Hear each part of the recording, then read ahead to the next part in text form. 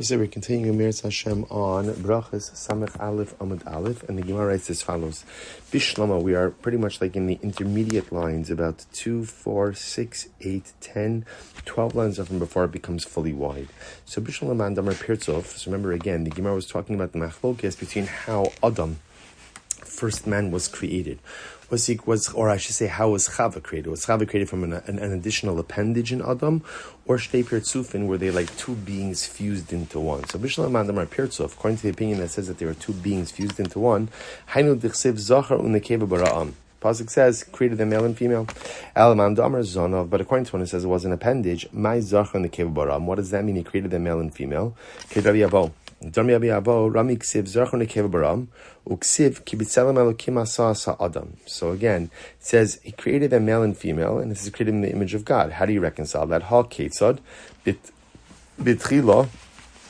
So the first part of the pasuk makes it sound like he was created male and female together. Second part of the pasuk makes it sound like he just made Adam, just made man, and maybe Chava was made from the appendage. Haketz, how do you reconcile it? Betchila ala machshava lebaros shnayim ulebasof nivra ela echad. The Baruch originally intended to create them as two individual entities, but then Hashem decided, so to speak, he reneged, and they decided to create them as one entity. So Bishlam Amar Pirtzov. So according to the opinion that says that there were two beings fused into one, it makes sense when a pasuk says that Hashem kind of like pulled out the female side and closed off the flesh of Adam underneath it. Elamam Amar Zonov my Bayiskar Basar Tachtana. But according to the opinion that says it was an appendage, what's the meaning of the phrase that Hashem closed off the flesh? Rabbi Yomi, Rabbi Zebid, Rabbi Nachman, Rabbi Yitzchak, Lo Nitzchel Lamakom Chatach. That means the place where of the incision, so to speak, where HaKadosh Baruch Hu cut off the appendage from Adam. So according to the opinion that says that it was an appendage, that's why the pasuk says Hashem took the appendage and he built it up into Chava. But according to the opinion that says that male and female were two beings fused into one, Hashem separated out the female being. What does it mean? Vayiven, he built it. The Darsh of Shem Menasya, what's the meaning of the pasuk? Vayiven Hashem esatzela. What does it mean? Hashem built up the rib. So beautiful. It means that Hashem went ahead and braided Chava's hair and then brought her to Adam. Such a beautiful imagery. Shekem bekrache hayam korin lekelisa b'niyasa. Because again, in the overseas places, they call braiding building. So the lashon of vayiven Hashem esatzela means not that Hashem went ahead and built the rib, but rather again that Hashem braided Chava's hair. Truly beautiful. Davar achar, another possibility is vayiven.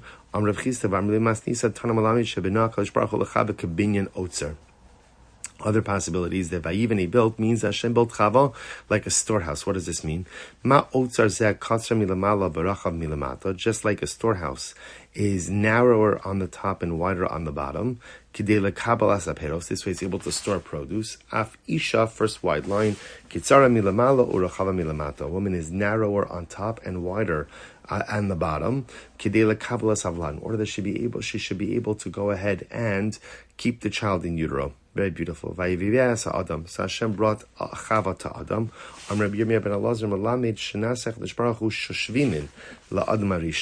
It's almost as if HaKadosh Baruch Hu became like the groomsmen of Adam Rishon, right? HaKadosh Baruch Hu was participating in the chasana of Adam and Chava. Mikan lam the Torah derech eretz sheyachzer godel im katan b'shosh vinos va'al yirah. From here you learn a very important idea, that even someone greater should go ahead and go out of his way to help someone who's even of lesser stature with his chasana, to bring simcha to his chasana. So HaKadosh Baruch Hu, so to speak, was the groomsman of Adam Arishon.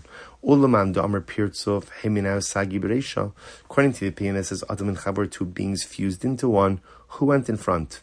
Interesting, right? In other words, who led the two? Must be that the male part went first. Why? Disanyo. This is beautiful. A man should not walk behind a woman. Even if it's his own wife. Now, the concern of walking behind a woman is the concern that it may engender inappropriate thoughts, and a person should maintain that level of tznius even with his own wife. What happens if he's walking on a bridge and there's a woman in front of him? He should move over to the side. Whoever walks behind a woman as she's crossing a river loses his portion of the world to come. Now, what does that mean? When a woman walks across the river, she lifts up her dress. It exposes her legs, Rashi says. That could lead a man to impure thoughts. So therefore, again, a man should not walk behind a woman when she's crossing the river. And if he does so, he could chas v'shalom lose his portion in the world to come. Now, it's interesting to note, I don't understand, even if he did gaze inappropriately upon her, why does that cause a loss for the world to come? So, of course, on a most basic level, perhaps the idea is, you're right, it's not the act of gazing that causes the man to lose his portion of the world to come. But as we know, the Torah tells us, "V'lo sasuru acharei." The Torah says, do not veer after acharei nechem, b'acharei lavchem, right? Do not veer after your eyes. So the idea over here is that sometimes, even though looking itself is not a ma'isa aver, it's not an action of a sin, but looking creates desires. Looking stokes the fires of desire, and over time, just a mere act of looking could be the gateway to the commission of an avera. Incredible. So if a man purposely goes ahead and gives money to a woman, puts it in her hand, and the giving of the money is a pretext for him to gaze upon her. Even if he has Torah and good deeds like Moshe Rabbeinu, lo yinakem medina shel Gehenna, he will not be cleansed from the judgment of Gehenna. Shneimar yad liyad lo yinakira, lo yinakem medina shel Gehenna. So we'll say a very profound Gemara. So once again, it's not, and I don't think it's not the pshat that it's the act of gazing that is the profoundly heinous crime, but rather, again, it's the fact that looking upon inappropriate things stokes the desires of the heart, which could lead one to chas v'shalom commit a terrible avera. Aram Nachman said as follows: Manoach Amaretz Haya. Manoach, the father of Shimshon, of Samson, was in Amaretz, was ignorant. Tichsiv vayelech Manoach acharei ishto.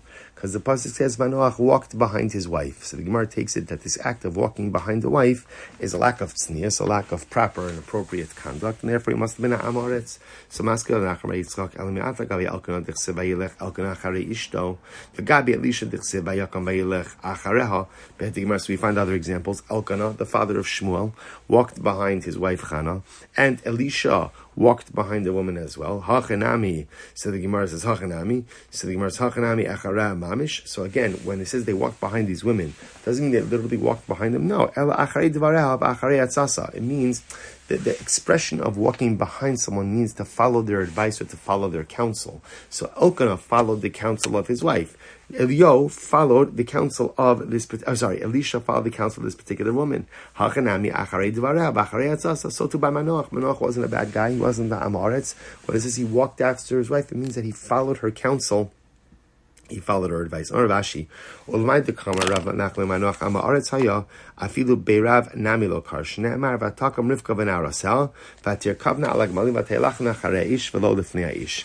According to the opinion that says that Manoach was an Amaretz, he was such an Amaretz that he didn't even know Chumash, because even the Chumash itself in Parashas Chayei Sarah, when Eliezer is bringing back Rivka as a wife for Yitzchak, the Torah says Rivka and her maidens got up, they rode on the camels, and they followed Eliezer. So you see from here, Eliezer was careful not to walk behind them, but only in front of them. Rabbi Yochanan, Acharei ari v'lo acharei isha. Yochanan says it is better to walk behind a lion than it is to walk behind a woman. The idea being because of the impure thoughts that it could create. Better to walk behind a woman and not walk behind avodah zarah. It's very interesting. And it is better to walk behind avodah zarah than it is to walk by a shul, behind the shul, at the time that they're davening and not go in. In other words, if the tzibur is davening and I don't go in, so that looks like one is actively repudiating the act of davening with the tzibur. So the Gemara says, "V'lo amran ela delo dari midi." It's only assuming that you're not carrying something. The dari midi lesama, because if you're carrying something, that indicates that you're on your way to a different location. So because you're on your way to a different location, it's not considered to be like a repudiation of the davening that's happening on the shul. Furthermore, again, it's only if there's one entrance to the shul. But if there's another entrance, people will assume that if you're walking by one entrance, it's just because you're going to another entrance. So the Gemara says, But furthermore, this is all assuming you're not riding a donkey. But if you're riding a donkey, that indicates that you're on your way somewhere. So the pshat, I'm not going into the shul because I'm on my way somewhere else. It's not because I don't want to go into shul. Furthermore, it's only an affront to walk by the shul when they're davening and not to walk in if you're not wearing tefillin. But if you're wearing tefillin, that shows that you are an active Eved Hashem. You are actively serving HaKadosh Baruch Hu, and therefore, again, it is not considered to be disparaging walking by a shul and not entering inside. Rav said as follows: the Yitzhahar is like a fly. The Yoshev ben Shnei mifsechei halev, and it sits between the two parts of the heart. Shneimar zevuvei mabes yavish yabi Hashem and rokeach. Shmuel says, kimin chita hu doma. Ultimately, again, that the Yitzhahara is like wheat, meaning it's constantly sprouting up. So the Gemara says, "Shenemar ula Pesach chatas rovei." So it's actually quite beautiful. So the idea, two different ideas about the Yitzhahara. According to the idea that it's like a fly, so we all know this, right? The fly, you could swat it away, and no matter how many times you swat it away, it keeps coming back. It just doesn't stop. The other opinion says that it's like the wheat. In other words, no matter what you do, it always grows, and it always grows back. It's like this perpetual struggle with the Yitzhahara. Incredible. So the Gemara goes right to Tarabanon. Shtei klayos yesh ba ba'adam. Person has two kidneys. Achas yoatzasa l'tova v'achas yoatzasa l'ra. One advises one to do good, and one advises one to do bad. Mistabra the tova liyamino. The good kidney, so to speak, the kidney that goes ahead and encourages you to do good, that's the one on the right. The ra'al is smolo. And ultimately, again, the kidney, in general, we see this metaphor that the kidneys are considered to be like the seat of counsel and of wisdom. So this idea, the right kidney gives you the advice to do good things, the left kidney gives you the advice to do bad things. Dichsev, leiv chacham liyamino, v'leiv ksil l'smolo. The heart of the wise man is on the right, and for the fool, ultimately, again, it's on the left. All right, well, so we'll stop over here for today. Shkoyach, everyone.